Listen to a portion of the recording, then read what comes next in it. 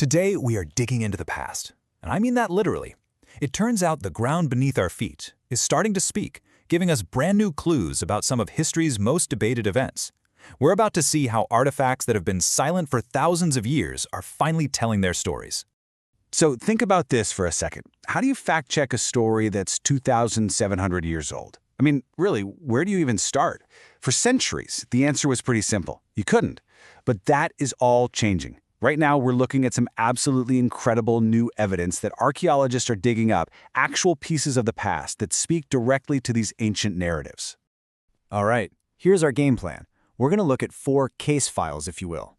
First, a tiny but powerful demand written in clay. Then, a hunt for a king's face in an enemy palace. After that, a battle pieced together from pottery shards. And finally, how AI is basically inventing a time machine for ancient scrolls. We'll wrap it all up by connecting the dots to see what it all means. Okay, first up, a demand in clay. We're heading to Jerusalem, where one of the tiniest, but maybe one of the most important discoveries in years was just made. It's just a little piece of clay, but believe me, it carries the weight of an entire empire. Get this, it's only 2.5 centimeters wide. That's it. A volunteer, just wet sifting through some dirt from an excavation, found this tiny little thing, and it turns out to be written in Akkadian cuneiform, the official language of the powerhouse Assyrian Empire. It's just an incredible reminder that sometimes the biggest historical moments really do come in the smallest packages. So what does it say? Well, this is no friendly note.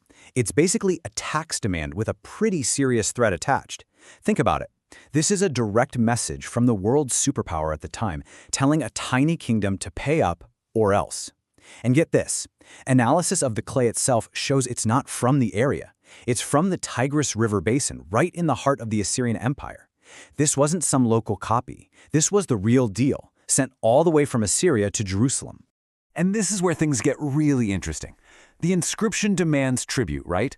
Well, if you look at the Bible, specifically 2 Kings, it describes this exact situation. It talks about King Hezekiah of Judah rebelling against Assyria by doing one simple thing. He stopped paying the tribute. And that one act of defiance, it triggered a massive invasion. So what we're looking at here, this tiny little fragment, is the first piece of actual physical evidence of that incredibly tense official demand. It's amazing. So that written threat is just part 1 of the story. Now for part 2. Is it possible that the very same king who got that threatening letter was also, immortalized in stone by his greatest enemy? To check that out, we have to travel to the ruins of Nineveh, the massive capital of the Assyrian Empire. Okay, so here's a little context. This is the path of King Sennacherib's famous third military campaign back around 701 BCE.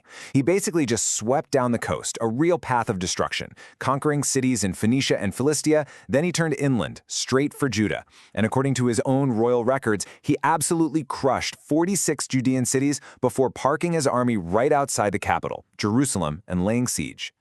And this is Sennacherib's famous boast, which you can find on an artifact we call the Taylor Prism. He brags that he trapped Hezekiah in Jerusalem like a caged bird.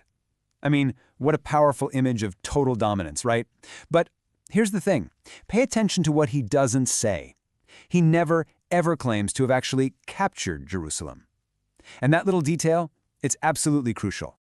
All right, this is where the real detective work comes in.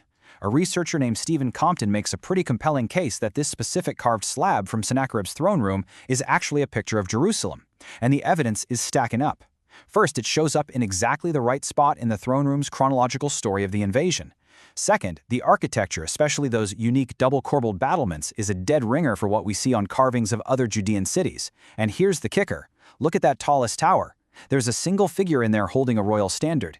It's the perfect visual for that caged bird description, isn't it? And, just like in the written accounts, the city isn't being destroyed, it's just besieged. Okay, for our third clue, we're shifting gears a bit. We're heading to the legendary site of Megiddo, which you might know by its other name, Armageddon. And this time, the story isn't about kings or huge palaces. Nope, it's about what an army left behind and how simple, broken pottery can tell the story of a completely different Judean king's final, fateful battle. In archaeology, one of the biggest things you look for is a break in the pattern, a sudden change, and boy did they find a big one at Megiddo. Down in the dirt layers that date to the late 7th century BCE, the local pottery style just disappears. It's gone. And it's replaced, almost overnight it seems, by something completely different. This is basically the archaeological version of a smoking gun. It screams that a whole new group of people just showed up. So what do they find? The old, local Assyrian-style pottery just vanishes. And in its place, a massive spike in Egyptian and Eastern Greek pottery styles. Now, the researchers are clear. This wasn't fancy dinnerware. This was the cheap, functional, mass-produced stuff. You know, the kind of jars and bowls an army on the march would use for its supplies. And that Greek pottery, that's the real tell, because we know for a fact that Greek mercenaries were serving in the Egyptian army right around this time. So, what does this all add up to? It means that for the very first time, we have actual, physical evidence that Pharaoh Necho's army, with its Greek mercenaries, was right there at Migdo. And the dating is precise. It puts them there at the exact historical moment that the Bible, in 2 Kings, says that King Josiah of Judah marched out to meet that very army and was killed in battle. The ground itself is basically confirming the time and place for this pivotal ancient event. All right, for our last piece of the puzzle, we're jumping from dirt and clay to data and algorithms. This is seriously cool stuff. We're going to look at the Dead Sea Scrolls in a totally revolutionary new way to figure out how old they are. It involves using artificial intelligence to create, well, you could call it a clock for handwriting. So for years and years, the main way scholars dated these scrolls was through something called paleography. It's basically the expert study of ancient handwriting styles. The best analogy I can think of is trying to date an old family photo just by looking at the clothes and the hairstyles. It's a real skill for sure, but at the end of the day, it's still a highly educated guess. What everyone really wanted was something more scientific, a more reliable clock. And that's where an AI model called Enoch comes in. It's this brilliant combination of hard science and machine learning. Here's how it works. First, the researchers took a few scroll fragments and got solid, scientific dates for them using radiocarbon dating. Those became their anchor points. Then, they fed those scrolls to the AI and trained it to analyze every tiny detail of the handwriting, every curve, every angle, every shape of every letter, and connect those specific writing styles to the confirmed C14 dates. Once it learned the pattern, it became this incredibly powerful tool for predicting the age of other undated scrolls. And this is where it gets really mind-blowing. Take this one fragment from the book of Daniel. For a long, long time, the traditional scholarly view dated it to around 167 to 164 BCE. And the big reason for that was the assumption that its detailed prophecies must have been written after the events they describe. But the new radiocarbon and AI analysis gives a much wider range, pushing the earliest possible date for this copy all the way back to 230 BCE. Now, that completely changes the game. It opens up the very real possibility that the text was already written and circulating before some of the events it talks about, which challenges a huge foundational assumption about how the book came to be.